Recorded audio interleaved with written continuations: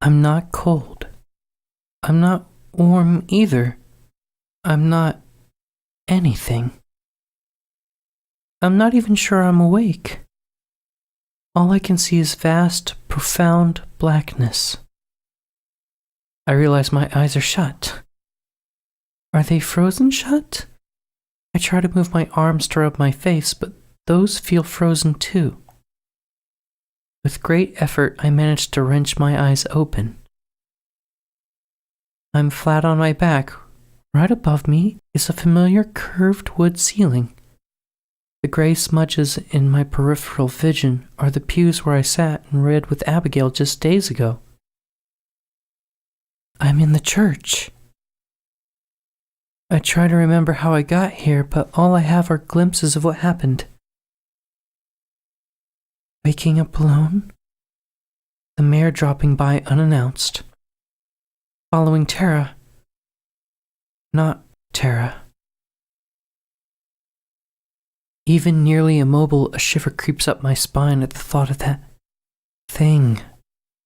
And after that, it comes back to me as an avalanche, running, stumbling, and falling, and being so cold.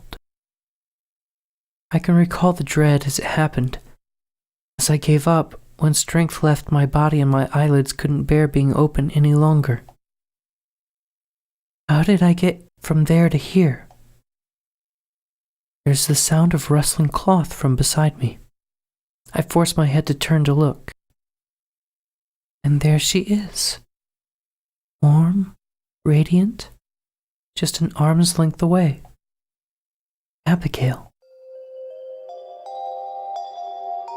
I blink, expecting her to vanish, to be a figment of my imagination. But when my aching eyes open once more, she's still there.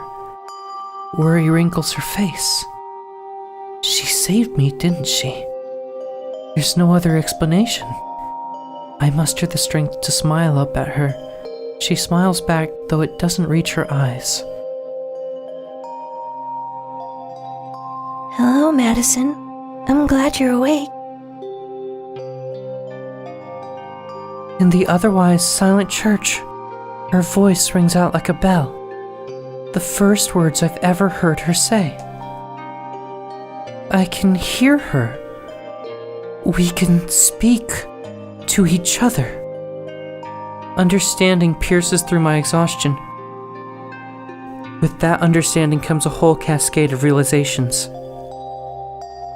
A million feelings rush through me, and I don't know what order to process them. Two concepts stand out among everything else.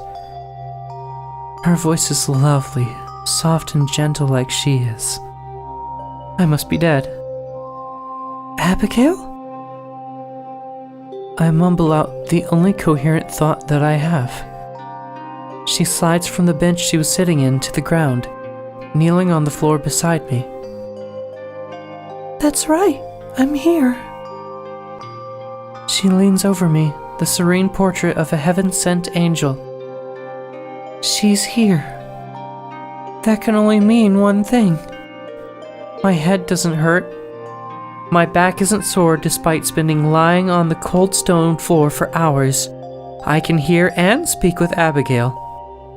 I died, didn't I? And you saved me and brought me back here? She rubs her face, a pained look on it that she can't brush away.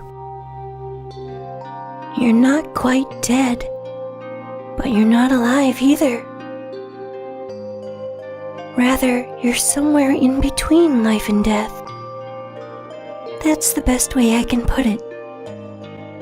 I can tell that her tone is supposed to be optimistic, but to me, she sounds entirely too cheerful for someone narrating my own demise. Still, I suppose this is better than the alternative. Then, thank you.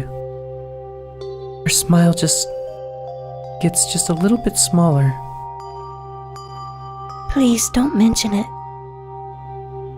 Really, I'm sorry that we hadn't been just a little bit faster. If we had arrived sooner.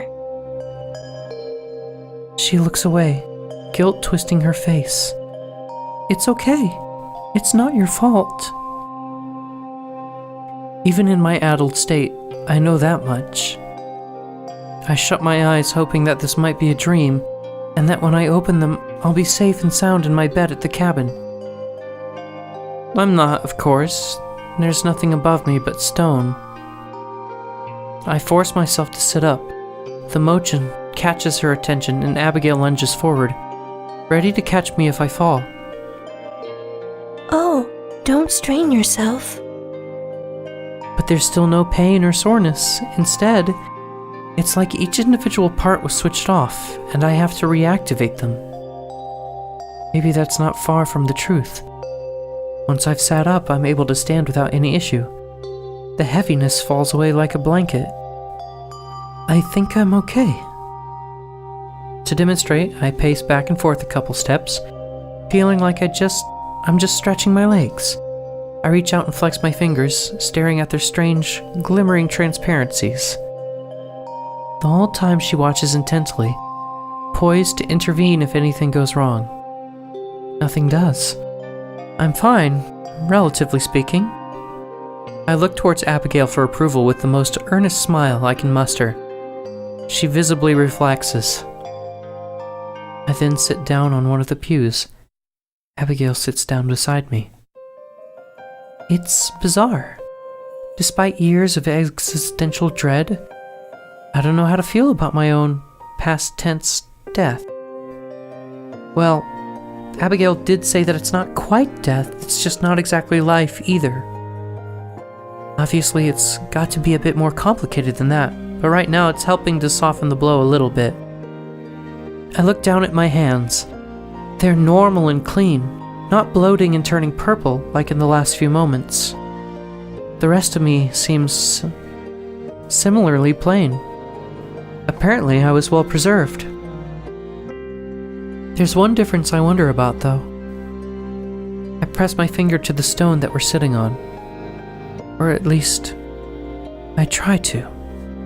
But my hand just passes through. It doesn't feel like anything. Right. Next to me, Abigail does the same thing, pressing her hand in up to her wrist. She giggles, and my heart skips a beat. I'd forgotten how it feels at first. It's kind of wondrous. Yeah, that's a good way to put it.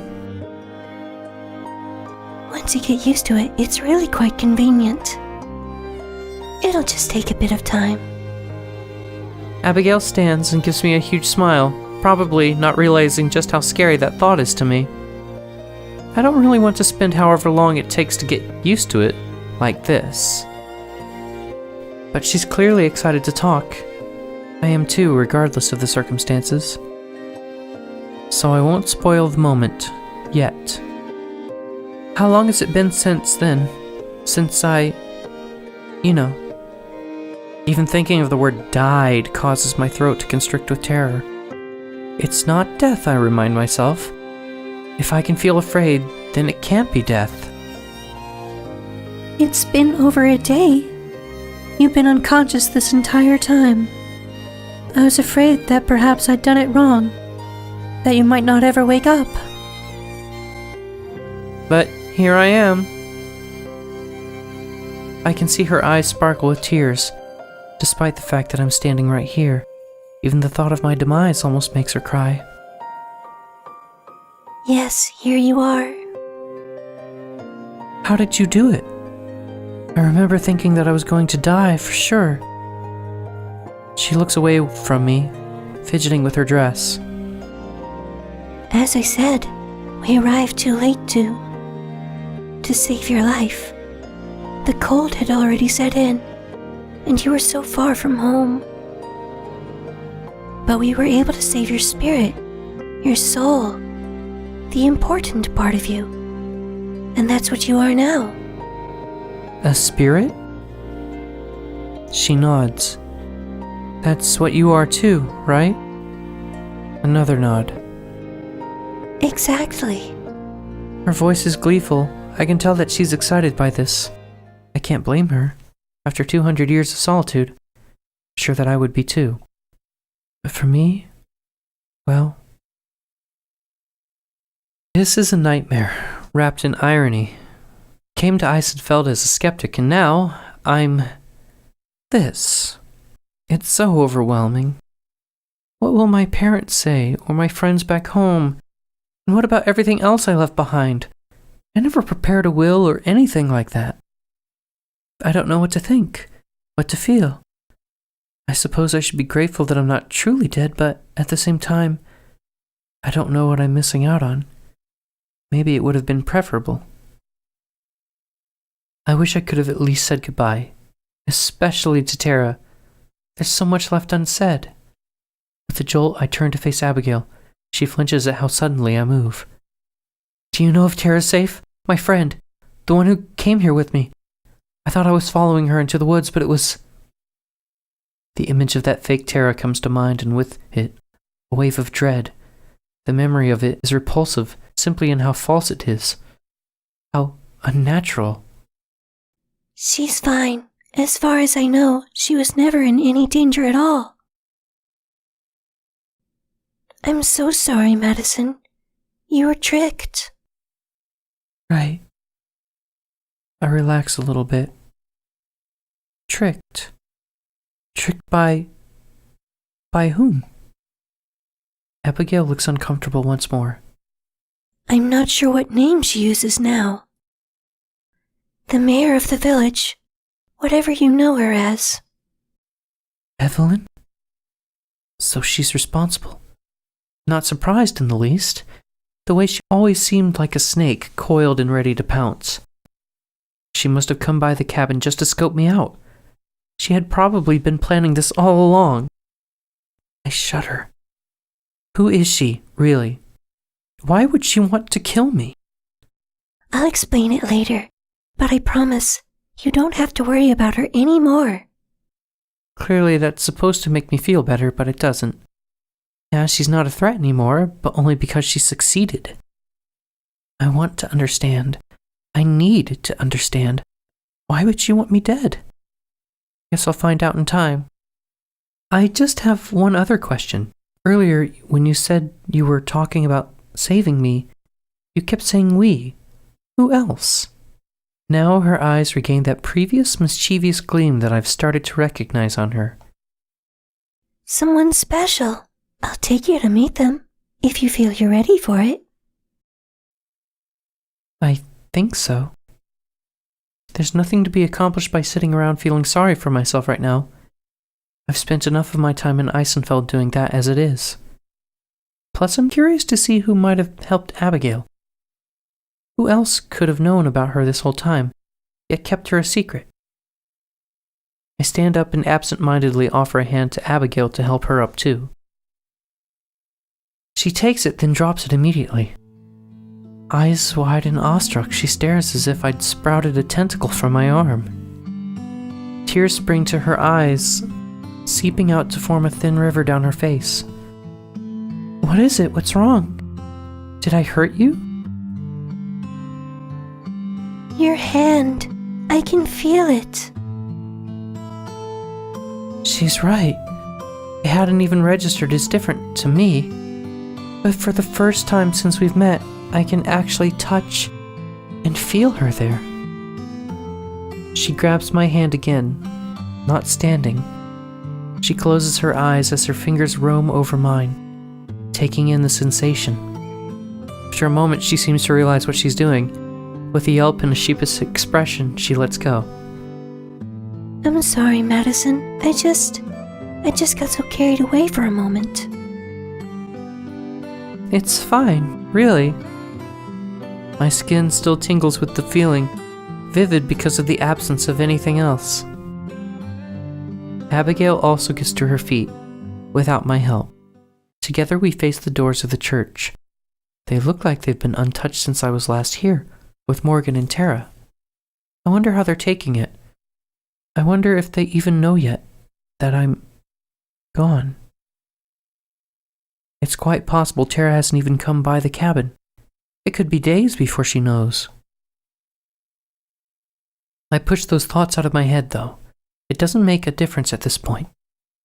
I'm still alive and cognizant, at least in some capacity, and as long as that's true, then there's a hope that maybe I can get out of this situation. All I can do is hope and learn.